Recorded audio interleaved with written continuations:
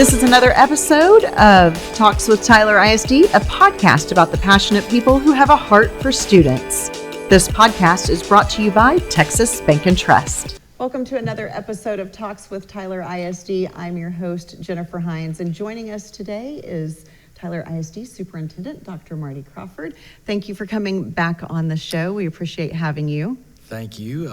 Wrapping up another semester, so it's always an enjoyable time of year. Happy to get on here and talk about some of the great things that are happening in Tyler ISD. Absolutely. Well, speaking of great things happening in Tyler ISD, you recently held the State of the District, which this year was coined as the State of East Texas Education. Let's talk a little bit about some of the people that we honored. We had a distinguished alumni. Yeah, every year we do State of the District, and usually it's me up there talking. Well, I've done that, a decade's worth. And yes. I think a lot of folks were ready for a little breather, including myself, to kind of recharge and give it a little bit different feel. But as usual, we were able to celebrate a distinguished alum. This year it was Judge Neil Franklin. Mm-hmm. He did a great job, and I think he's very proud to be able to go up on the wall here at the Career Technology Center with the other distinguished alum, as well as the Giles family, who were named our Partners of the Year. They own local Dairy Queens here and give a lot back to our school system. They've had kids come through here. They've got grandkids in our schools. And Rose was actually a teacher at a few places, I think Bonner and Andy Woods as well. So it was a great event. We had three guest panelists. Jared Bitter from Carthage ISD, he's a Tyler boy. Stan Surratt just up the road in Lindale, and then Lamont Dean on the east side of Smith County over at Chapel Hill. They were able to provide some nice information about some of the things that are going on here in East Texas and some of the challenges that we have. Yeah, having that panel, I think, really brought a wonderful perspective where the people that were attending that chamber luncheon got to hear from a bunch of different superintendents and their take on it. I know a lot of people that attended, I heard afterwards, they really loved that format and hearing kind of the broader impact of what's going on at the state level to the local school districts here in the Smith County and East Texas area. Let's talk a little bit about that. One of the biggest things out there is the inflation gap. Everyone's feeling it at home. Churches are feeling it. Businesses are feeling it. School districts are no different. Yeah, tied up in all of that is the voucher question. Mm-hmm. And certainly this last session to where they did have funding available to release to the school systems, it just didn't get across the finish line because they were busy deciding about how they were going to do school choice. And that's certainly something that's made it a little bit more difficult. We've all had to tighten our belts, just like we have at home. Mm-hmm. And certainly we've found a way to win here in Tyler and in East Texas. But other districts across the state have gone to some draconian measures of closing campuses down, a lot of other strategies as well. So being able to convey what inflation has done to us, that a dollar in 2019 is not the same as a dollar in 2024. We all know that. But at the same time, when you're trying to hire the very best teachers to put in front of your students, it does make it difficult whenever the price of gasoline has been what it is. It's actually starting to improve a little bit now. Yes. But buying supplies along with other inflationary issues that have really impacted the school systems, that was what was conveyed at the school system. But at the same time, we're also able to convey that we're going to run our schools within the moral and ethical constraints that our community wants us to do it. Mm-hmm. That we are not the same as what a lot of other school systems are in the urban centers or maybe even out of state, to where you're dealing with some of the things that they're having to deal with culturally and socially. Let's talk a little bit more about the specifics of what people might be hearing out there, especially as we get into the legislative session. School funding simplified, we've got 2 buckets of money that we pull from. Kind of explain what that means in terms of how we're funded. Yeah, there's really a part A and a part B on one bucket, and then there's just a sole debt service side of things that's all locally determined. And the Tyler community has done a great job of backing us in regard to our facilities, where over the last 20 years we've built new or renovated with additions every one of our campuses. We've eliminated portable buildings. I think there was 200 10 years ago when I got here, so they're all gone. We've been able to, some of our antiquated facilities, we've been able to reduce our inventory by relinquishing those and getting rid of those. And we've also repurposed some facilities for office space and things like that as well. So that's on the debt service side. Right. On the maintenance and operations side, you've got your local taxes, then you've got any type of state funding that can come in and fill the gap on there as well. And we are fortunate to be in Smith County. We're growing. We're also growing in enrollment in Tyler ISD, so that's part of the equation as well, where a lot of part of our state is shrinking in enrollment. So the challenges are made look different in Carthage or Lindale or Chapel Hill or even here in Tyler, but very similar in how we're all funded. We may not be funded quite as well as a Highland Park per se, or maybe even a Carthage ISD with their oil and gas values, but at the same time we are funded to the point to where we can survive. But the future is a little bit concerning. If we're trying to recruit great teachers to put in front of our students in the classroom, it's going to get tougher. The district is doing some efficiency measures. We do that all the time. Right. We get scored the highest you can get scored on your administrative costs. I know that there's a lot of folks out there that love to get on Twitter or X, whatever they call it now, Yeah. and talk about how much administration there is. But we score the highest points you can get from the state's financial integrity rating system in regard to how thin we are administratively. So we'll continue to do some of that as we prepare for this next legislative session. Hopefully they'll address school funding as part of that as well. I think they will. I think that we've all gone through the last session to where vouchers took up all of the oxygen in the room down there. Right. They'll still address that, but at the same time, I don't think that they're going to let their public schools go without some addressing of some of our needs. One of the numbers that has been thrown out there in reference to the basic student allotment, which is how we are funded, 16,000 has been thrown out there, but that's a little misleading when you think about it. Yeah, you put in all the different allotments. You put in all of the different ESSER funding that we did have. Uncle Right. ESSER, y'all remember during COVID, was some support that was provided by the federal government back down to local school systems to maybe address some of the learning gaps or really the COVID challenges that a lot of school systems had, especially in the urban centers. We actually chose to use a lot of our COVID funding to address some HVAC needs, so heating, ventilation, air conditioning, as well as roofs and windows. Yeah. And so we didn't really put it in people.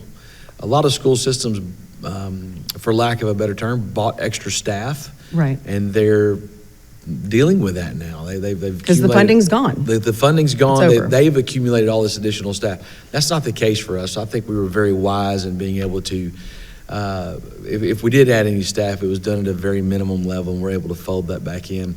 But we use a lot of that for infrastructure for us because that would really extend those tax dollars, because they are tax dollars. They're my tax dollars. They're your tax dollars. Yep. They're your tax dollars out there. And so we were able to do that, put those back in our facilities where we needed them. So that's part of that $16,000 spend is Uncle ESSER. Well, that's gone away. So you can't really say that that's a continuing expense. The other side is debt service.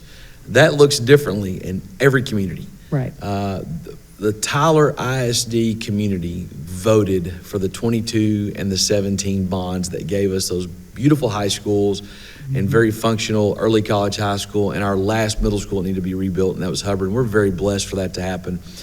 I don't recall the state of Texas coming down here and doing the 75 meetings that we had across the community for 2017, and then another 75 meetings in 2022 to help pass those bonds. So, yeah, in aggregate, if you dump all that money in there and you start dividing it by the 5.2 to 5.5 million students there are in Texas, you can come up with that number. But each community is different. And each community is funded differently. They've got a variation of how many low socioeconomic students that they have, how many special education students that they have, how they're performing in career technology education, et cetera, that goes into making that number.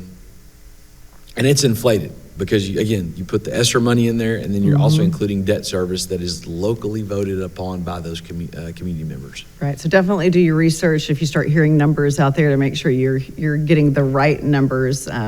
and something to be watching, especially as the session gets underway. Let's talk a little bit, you mentioned vouchers and school choice earlier. What will it take to make that a level playing field? Because as you said, we know it's coming, and that's kind of a sidebar. They're doing that over here, but we still need to run our schools. Yeah, how do you bake that cake? What's the recipe going to be as far as level playing field? I have a personal feeling that that's not going to happen. Right. I just think that that the politics don't line up. But if you're sitting here saying that if you were going to develop educational policy to make all of education great in Texas, right? We can't leave our public school system behind, because it is the driver of the economy in Texas. That's where a lot of workers come from. It's, in Tyler ISD, it's where a lot of our future leaders and policymakers are going to come from because of how well we do in our AP classes as well. We're college ready here. Yeah. What would it take? Obviously, accountability. There is so much pressure and so much strain, whether they like it or not, through the A through F accountability system. We do take an assessment every year. Although that may look different here in future years with what they're doing at the federal level with the Department of Education. But we're always going to be measured. And I think that having some of those measurements in place for transparency out there would be something that could probably soften a little bit of the bad feelings that we've got about public dollars going to fund private education. Can there be a little bit of a sunsetting or sunlighting and transparency on academic performance, right? So that we don't just, every time we talk about our public schools, we kind of crinkle our nose up and call them public schools. Yeah. And that way there's a little bit more of a level playing field, because I think as a taxpayer myself, as a Texan, you want accountability. We want to see where our sides. tax dollars are going. That is a theme. There was a big election back in November that there's going to be a whole new blue ribbon group, the DOGE, the Department of Governmental Efficiency, that's going to be created. I don't think that it is unfair to say that if we're going to go into this voucher system, that there needs to be some of that transparency, some of that spotlighting on how we're going to be able to go to get as level as possible. Again, it won't be completely level. You're not going to start slapping A through F ratings on private schools. We get that. But they do have accreditation, and they do have their own community, their own board, their own parents that they have to answer to, just like we do. That's why it works so well here in Smith County. We trade parents, we trade students, we trade staff back and forth all the time between our school system, the charter schools, and the public schools as well. We even get homeschool kids coming to us every now and then. So, in saying that, we've already got it kind of baked in here in Smith County. There's enough transparency in the grocery stores, in the churches, at the cocktail parties, about who's doing well and who's not doing well, that I don't think it's going to be as big of a deal here in Smith County as everyone's making it. Doesn't mean we like vouchers, doesn't mean we're going to advocate and support it, but at the same time, you got to find a way to win. I don't care what the system is, I don't care what the rules of the game are, and we've been doing that, and we'll continue to do that. You mentioned A through F and possible changes there. Explain to those out there, what are the current issues with the A through F system? Because we have not actually gotten those ratings the last couple of years. Where are we with that?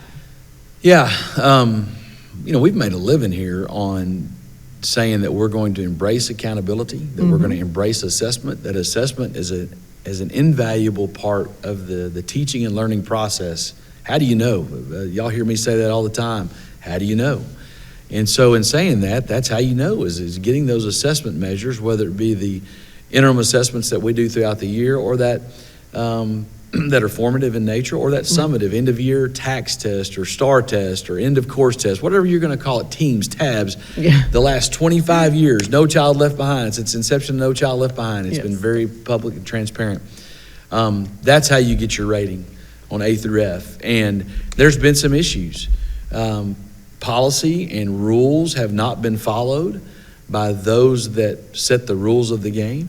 And that's kind of gotten tied up in court. We have not been part of the lawsuit, but there has been an injunction in place, a court court proceedings that have addressed the A through F and then the assessment. And I think if we can just get back to making sure that we follow the rules, we know the rules of the game before we start the first day of instruction, that will be something that comes about. The last thing I'll say to that is the constant tweaking that goes on may be good for us, for the school wonks, the school policy wonks like me and you and maybe even the Texas Education Agency.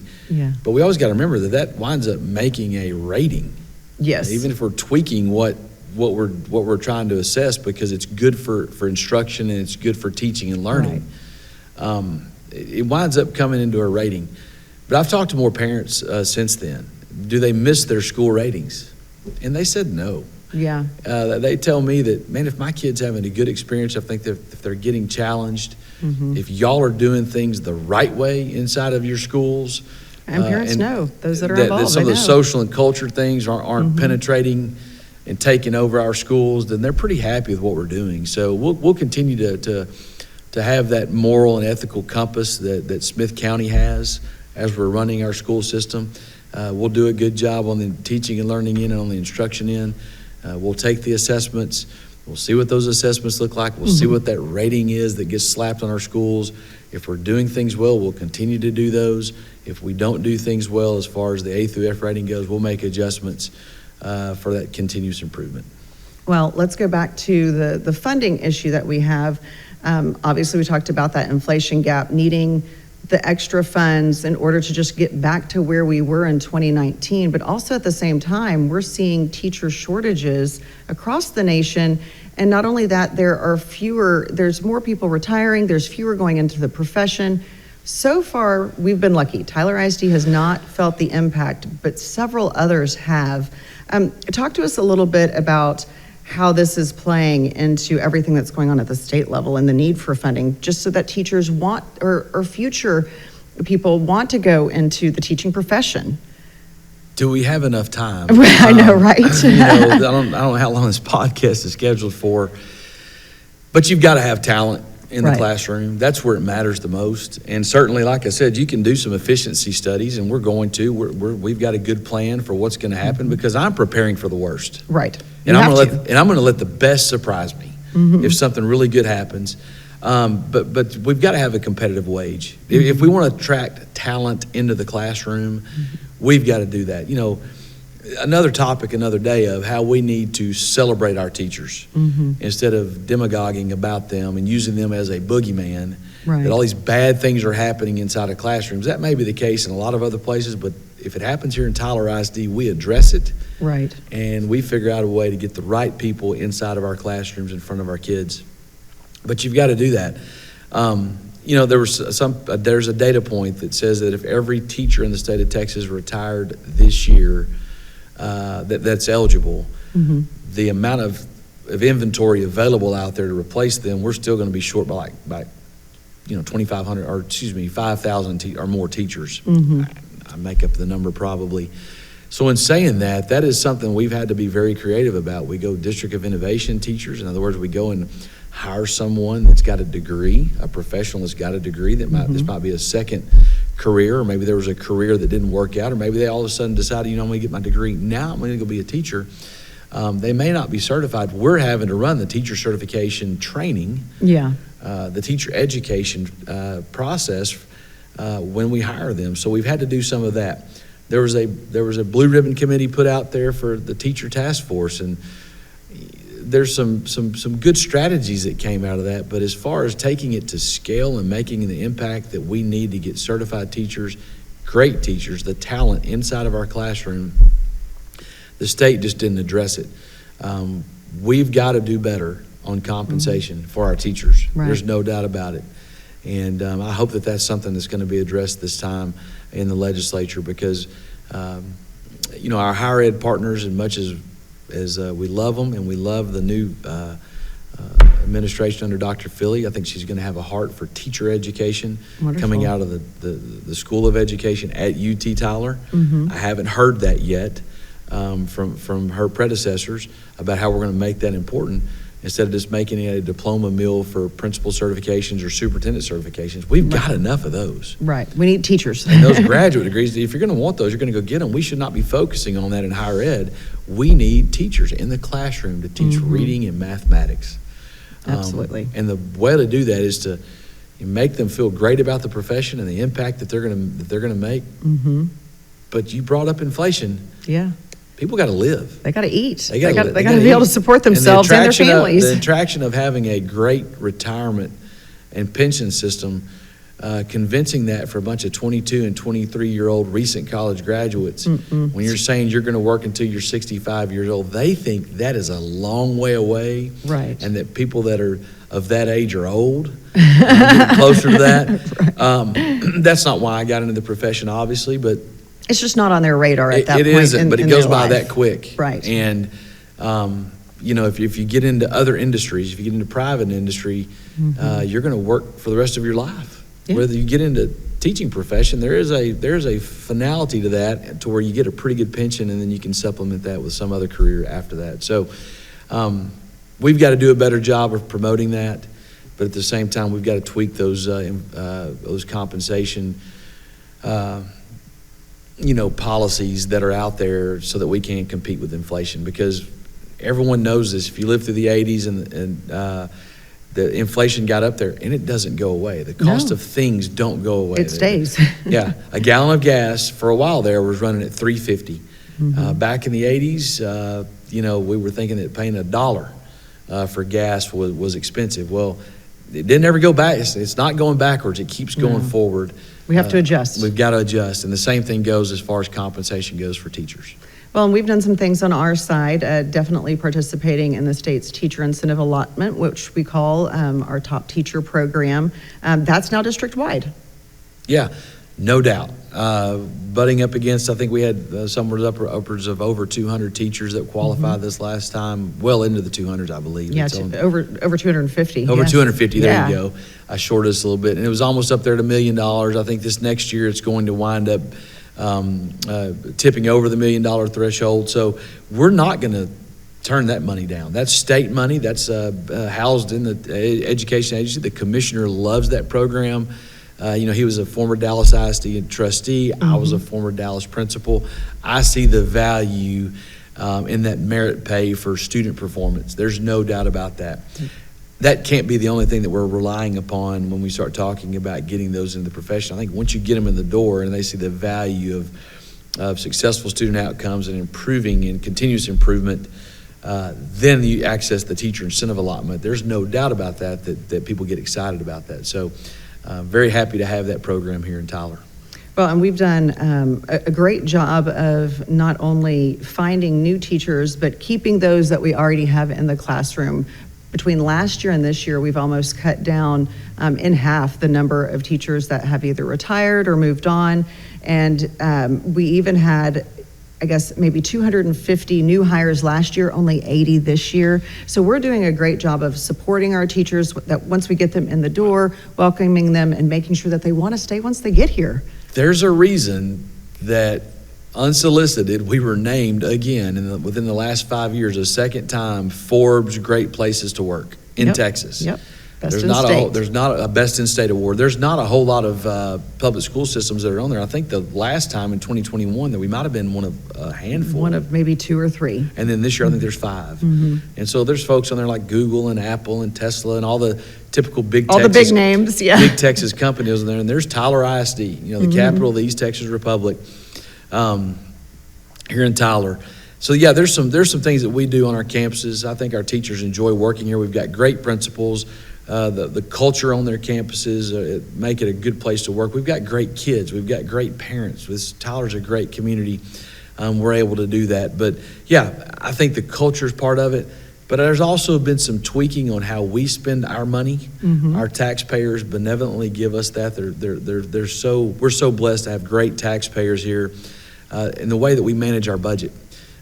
We did some tweaking here 3 years ago. Tasha Bjork, our outgoing CFO, she's retiring, but is still going to be around the district a little bit in a part-time capacity. She and I and a lot of our administrative staff got together and we really reconfigured how we do our bracketing on how much money you make as a teacher. Right. And so a lot of folks that were looking to retire, like, you know what, I might need to spend 5 more years to get my best 5 years up. Right. We are also able to attract folks into the profession, not just new teachers, but experienced teachers from other school systems by seeing where that sweet spot was, and that 10 to 25 year teacher, the experienced teacher, the quality teaching that goes on, we pay really well right there. Yeah, give the incentive to the veteran teachers. We're going to keep doing that. We're going to get you in early. We're going to treat you well as you're a new teacher, and get you to that decade's worth of service, and really get you going, because you're going to have all that knowledge. Why do you want that brain drain? You don't want those folks to leave your district. You want to keep them here, and I think that's one of the things that's really been a big boon for us. Again, along with the culture work that we do, the work environment that we do on our campuses. One thing that we have been the vanguard on has been our classrooms, and how well we make sure that they're maintained as far as behavior goes. And I always love getting on here, love saying it at the dais at board meetings. Yep. One discipline issue inside of a classroom should not impact the learning opportunities for the other children. And, just from bad disruptions in classrooms to some of the more severe discipline issues. Right. We do not play around in Tyler, Texas. I'm not afraid to go on camera and say that. We're going to treat kids well. Right. But if there's a discipline issue that needs to be addressed, we will back our teachers, and we'll back our parents. And you don't want it affecting the other students? And we'll back our students who want to be there to learn. Absolutely. Well, and all of these things that y'all have been doing, I mean, we started the year off with 0 vacancies. I mean, incredible, but that doesn't mean that a lot of hard work did not go into getting us there, and we will continue to do that hard work moving forward, because we do see what the writing on the wall when it comes to teacher shortages, and hopefully we'll still be able to get there in the years to come. Let's talk a little bit about those successful student outcomes, those kids that do want to be here. We have had some amazing things, including 80% of our graduates having earned college, career, or military readiness credit. And then we outperform other public, charter, private schools across the board on our AP exams. Yeah, I usually make people repeat that: public, private, and charter schools on AP exams. I think 19 out of 25 this last year on the latest data, we were able to score a 3 or better. We outperformed them. So, I think, I've been here for 10 years plus, and I've got a lot of friends that I go to church with, or that I hang out with socially, or whatever. They, when we start getting in the debate of schools, and I don't know why they like to talk about schools when I'm around. Yeah, that's one thing they talk about. Well, we're college prep. Yeah, hey, we are too. We've got some great programs, and our AP and our dual credit really does rock. And we've got some outstanding teachers that lead those students towards success on that. But the kids got to get in there and take the test. Yeah. I'm so proud of our students to be able to get in there and compete and perform. So 19 out of 25 on the AP test. I think that's upwards of 75% or so. That's a pretty good batting average in my old baseball mind. Well, and the other thing I love is that over 1,800 hours of dual credit were earned by our students. We've got 130 AP scholars. We've got over 1,700 TEA approved industry-based certifications from our students. I mean, they are performing and they are ready, so much so that we are 8% above the state average in our graduation rate. So that is speaking to successful student outcomes, which is our mission statement. It is what we focus on. Yeah, you start looking, man, I tell you what, media outlets or social media, some of the demagogues out there that are on the far fringes of the political spectrum, whether it be left or right, they love getting data and tweaking it to their narratives. And I realize that, and I think I think society is starting to figure out some of the misinformation that's out there, and some of the way that things get cooked and get burnt. It's not a very good meal to have. But when you start talking about graduation rate, that matters. Texas, as far as funding versus graduation rate nationally, I think you get a pretty good deal on what our total tax effort is in regard to what we're producing out there. We're never going to be satisfied. I mean, we're until we're number one. But I think, again, as far as how much we put in towards educating our kids, as far as funding goes, our tax dollars, are we efficient in what we're doing? And here in Tyler ISD, if we're 8% above the state as far as graduation rates go, that's one thing we always strive to. We always want to outperform the region, and we want to outperform the state. And 8% is pretty high as far as getting kids across the finish line. And it's not just about taking tests. I think, again, it goes back to the type of staff that you have. Yep. And that the relationships that you have, and some of the mantras that we have for your hometown school district is that we're going to have a small town feel with big city opportunities. And part of that small town feel is your counselors and your administrators and your teachers having those relationships with those kids to keep them engaged, to get them across the stage in May at Rose Stadium, or wherever we're going to have the early college and Rise graduation. So right.